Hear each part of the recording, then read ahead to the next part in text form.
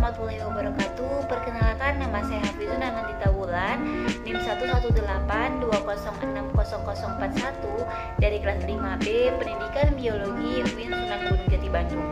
Di video kali ini saya akan melakukan praktikum fisiologi hewan dengan bab alat indera yang meliputi indera penglihatan dan indera pembau.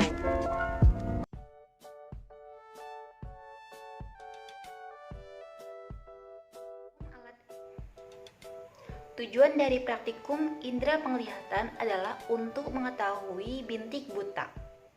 Indera penglihatan pada manusia adalah mata. Mata manusia berbentuk bulat yang memiliki 3 lapisan berlainan. Yang pertama adalah lapisan luar mata, yaitu sklera, lalu lapisan tengah yang disebut dengan koroid, dan lapisan dalam mata yang disebut dengan retina. Retina adalah lapisan saraf pada mata yang terdiri dari sejumlah lapisan serabut, yaitu sel-sel saraf batang dan kerucut. Semuanya termasuk dalam kontraksi retina, yaitu jaringan saraf halus yang menghantarkan impuls saraf dari luar menuju diskus optik yang merupakan titik di mana saraf optik meninggalkan biji mata. Titik tersebut disebut dengan titik buta. Alat dan bahan yang dibutuhkan adalah yang pertama kertas manila, lalu penggaris, gunting, dan spidol.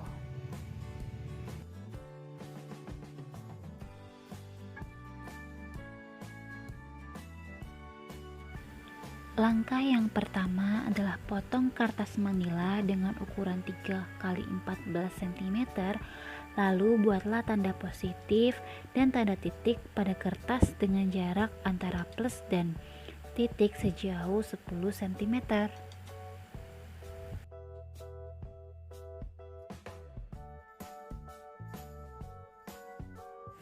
Nah, hasilnya akan seperti ini. Langkah selanjutnya adalah pegang kertas dengan tangan kiri sejauh 50 cm di depan mata dan tanda titik dipasang di sebelah kanan. Pusatkan pandangan mata kiri pada tanda titik dan mata kanan ditutup. Dengan mata kiri tetap berpusat pada tanda titik, dekatkan kertas perlahan-lahan hingga tanda positif hilang dan tampak kembali. Lalu ukurlah dan catatlah ke dalam tabel pada jarak berapa tanda positif hilang dan pada jarak berapa pula tanda positif tampak kembali.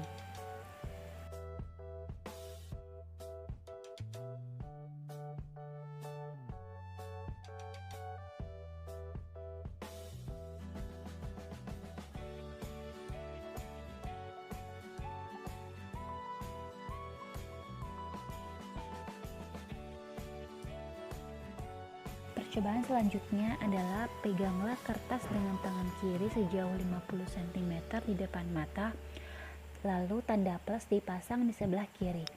Pusatkan pandangan mata kanan pada tanda plus dan mata kirinya ditutup. Dengan mata kanan tetap berpusat pada tanda plus, dekatkanlah kertas perlahan-lahan hingga tanda titik hilang dan tampak kembali. Ukurlah dan catatlah ke dalam tabel pada jarak berapa tanda titik hilang dan pada jarak berapa pula tanda titik tampak kembali.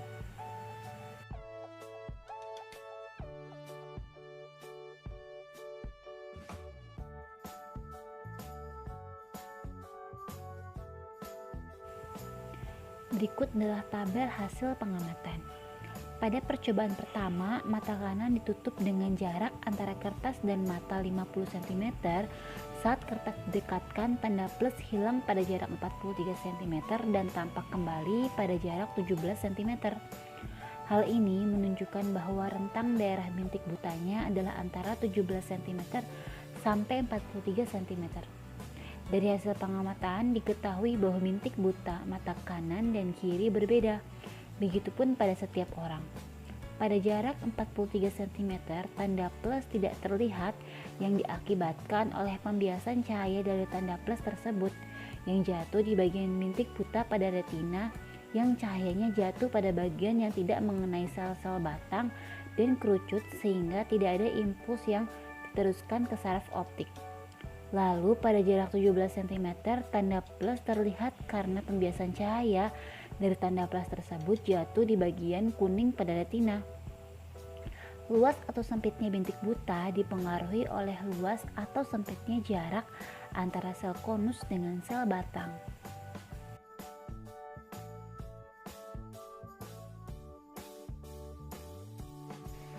Pertanyaan yang pertama yaitu apakah yang dapat kamu katakan tentang tanda plus dari hasil pengamatan?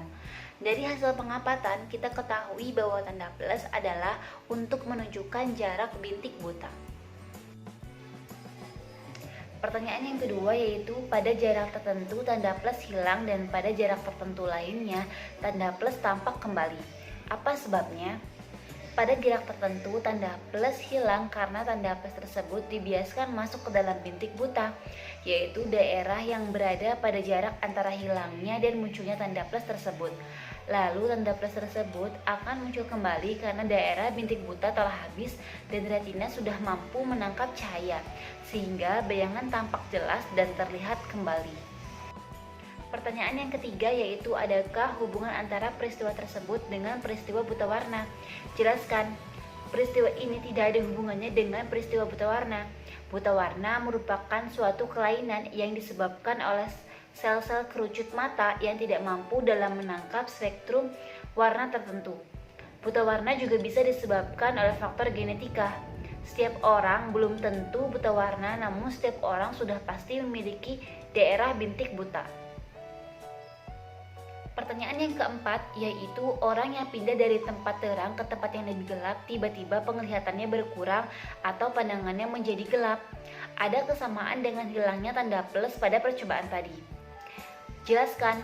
Di dalam mata terdapat sel batang yang mengandung pigmen peka terhadap cahaya atau rhodopsin, yaitu suatu senyawa antara vitamin A dan protein. Rhodopsin ini akan terurai jika terkena cahaya matahari terang dan akan terbentuk kembali jika dalam keadaan gelap. Dalam waktu adaptasi tersebut, mata akan kurang dapat melihat sehingga saat berpindah dari tempat terang ke tempat gelap, penglihatan kita menjadi berkurang.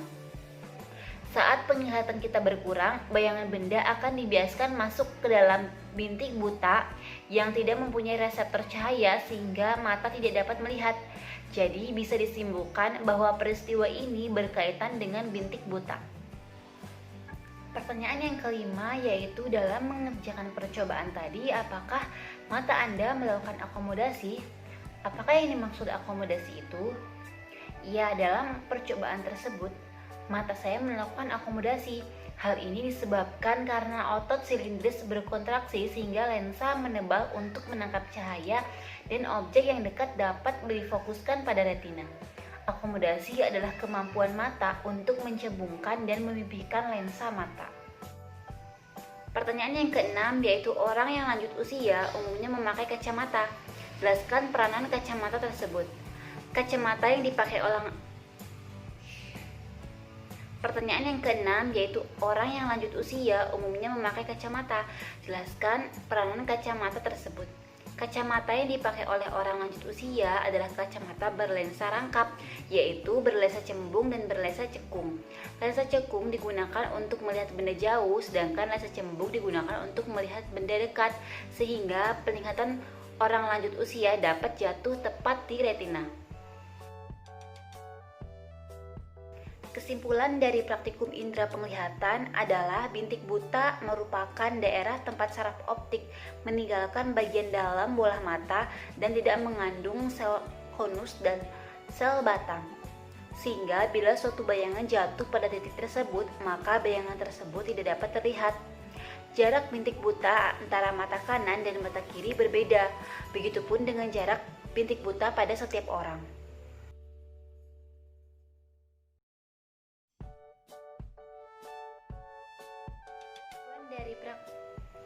Tujuan dari praktikum indera pembau adalah untuk menentukan kepekaan terhadap rasa.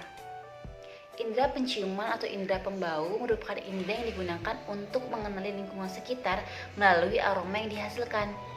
Dengan adanya indera pembau tersebut, seseorang akan mampu dengan mudah mengenali makanan yang dimakannya. Indera pembau pada manusia adalah hidung. Di dalam hidung terdapat banyak sel kemoreseptor untuk mengenali bau. Dan di dalam hidung juga terdapat serabut olfaktori yang berfungsi untuk mendeteksi rangsang zat kimia dalam bentuk gas di udara. Serabut-serabut saraf penciuman tersebut terdapat pada bagian atas selaput lendir. Alat dan bahan yang dibutuhkan adalah apel, bawang merah, pisau, dan tusuk gigi.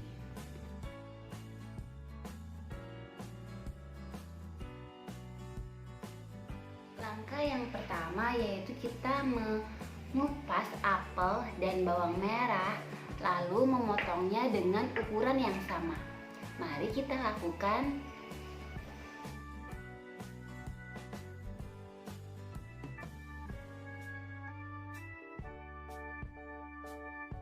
Langkah selanjutnya adalah tutup mata dan tutup hidung, lalu gunakan tusuk gigi untuk memasukkan sepotong bawang merah ke dalam mulut dan kunyah pelan-pelan.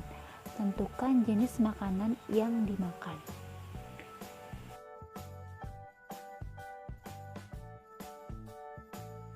Selanjutnya adalah memasukkan potongan apel ke dalam mulut, namun sebelumnya mulut harus dinetralkan terlebih dahulu dengan cara meminum air putih.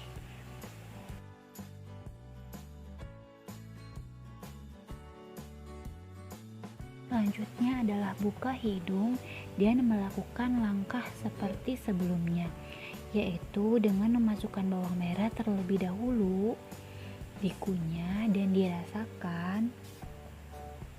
Lalu setelah itu minum air putih agar menetralkan mulut, dan selanjutnya makan potongan apel.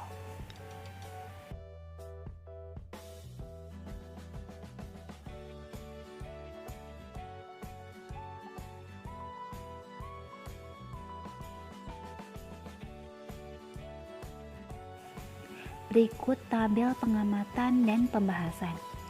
Pada percobaan ini, saat hidung ditutup, kita tidak dapat mengetahui makanan apa yang kita makan kecuali setelah kita kunyah dan mengetahui rasanya melalui indera pengecap, yaitu lidah. Namun pada percobaan saat hidung dibuka, terjadi kerjasama antara indera pembau, yaitu hidung, dan indera pengecap, yaitu lidah. Rangsangan bau dari makanan dalam rongga mulut dapat mencapai rongga hidung dan diterima oleh reseptor olfaktori, sehingga kita dapat mengetahui bau dari makanan tersebut dan rasa dari makanan tersebut. Bau dari bawang merah adalah sangat menyengat dan rasanya pedas serta anyir. Lalu apel memiliki rasa manis dan baunya segar.